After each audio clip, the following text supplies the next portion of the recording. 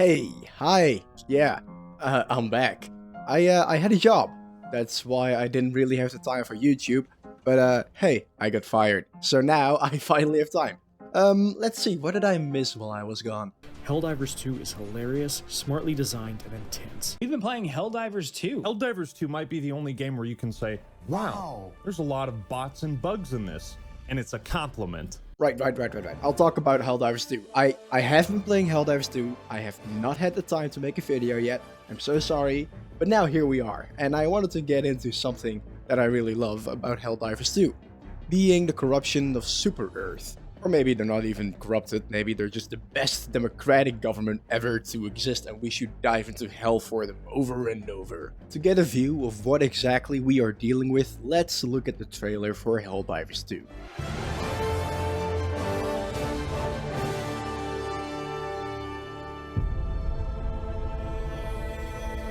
Super Earth, our home. Prosperity. Liberty. Hi there. Democracy. Our way of life. Oh, hello. But freedom doesn't come free. Sweet liberty! No! Look familiar? Scenes like these are happening all over the galaxy right now. You could be next. That is, unless you make the most important decision of your life. Prove to yourself that you have the strength and the courage to be free. Join the Helldivers. Become part of an elite peacekeeping force!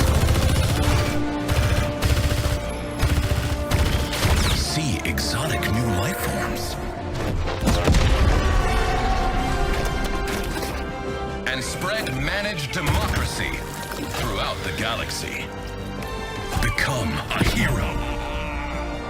Become a legend. Become a Helldiver.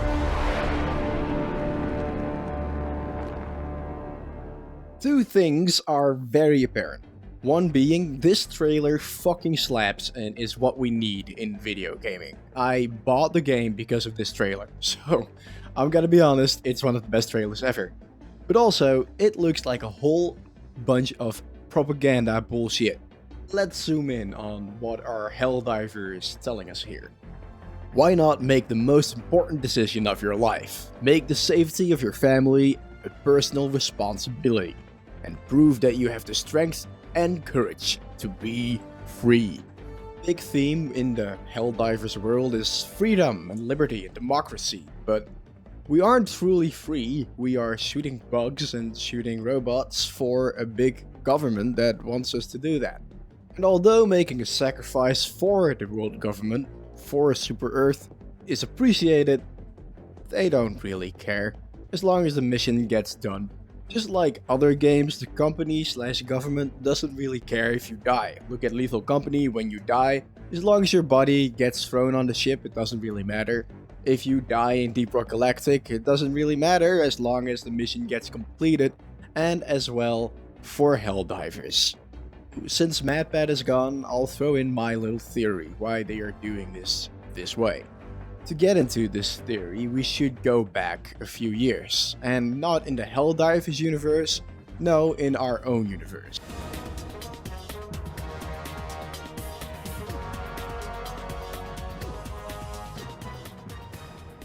Because technically our past can be the Helldivers' past as well, since basically Super Earth is our future.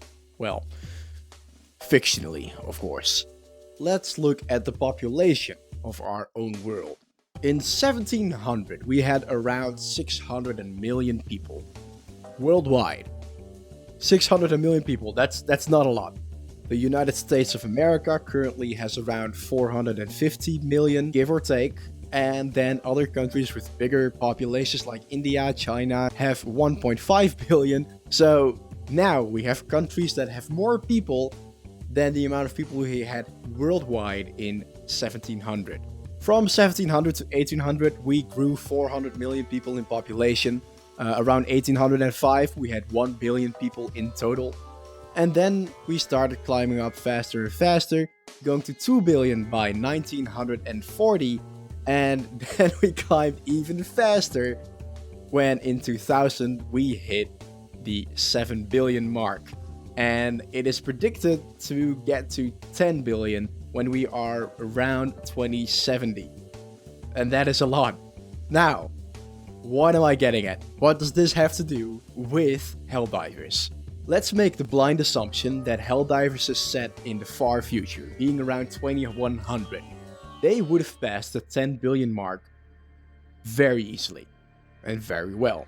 Chances are population is getting out of hand. There's too many people, too little resources, especially since so many species probably went extinct as well, so we can't even eat everything anymore. So chances are that the government thought, wait a second, why don't we just expand? But not just that, it's not just about expansion. It's also about the Thanos mindset. I think the reason is that we are so expendable, even more expendable than the clones in Star Wars. Why are you so certain no one is coming? We're just clones, sir. We're meant to be expendable. Not to me. Is because they need the population to be thinned out. They need a smaller population. We very much well know that the bugs are not really that much of a threat. We simply come into their territories. That's why they're fighting us. The automatons might even also be created by Super Earth or by other humans. Who else could have made the automatons? It seems that everything is put in place for certain reasons. Because no matter the outcome, no matter if we liberate a planet or if we lose the planet, it doesn't matter to the government. If we win, that's great. That's another planet that we can use. We expand it. If we lose, that's great. Now the population has been thinned out. It just seems too likely that the government just saw their resources being thinned out more and more and more as the population grew bigger and bigger. This is a very great action for that. And maybe that's the freedom we are fighting for.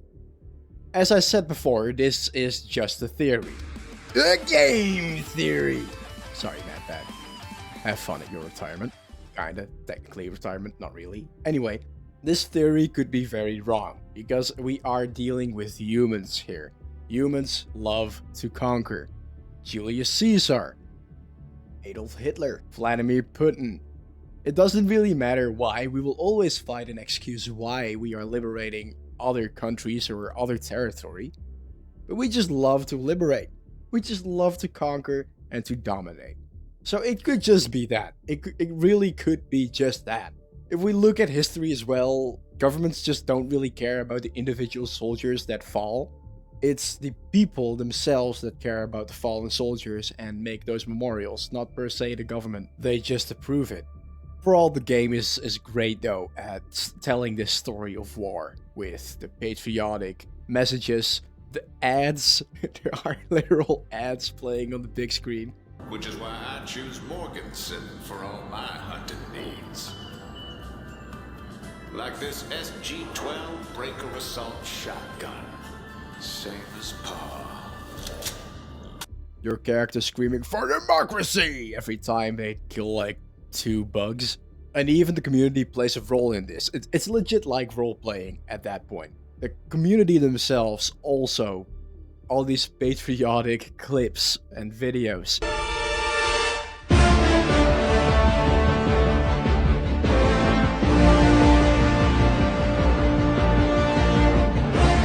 We really are all playing a role of a soldier, and it's really beautiful what Arrowhead Studios made here. But Super Earth themselves are probably not that great.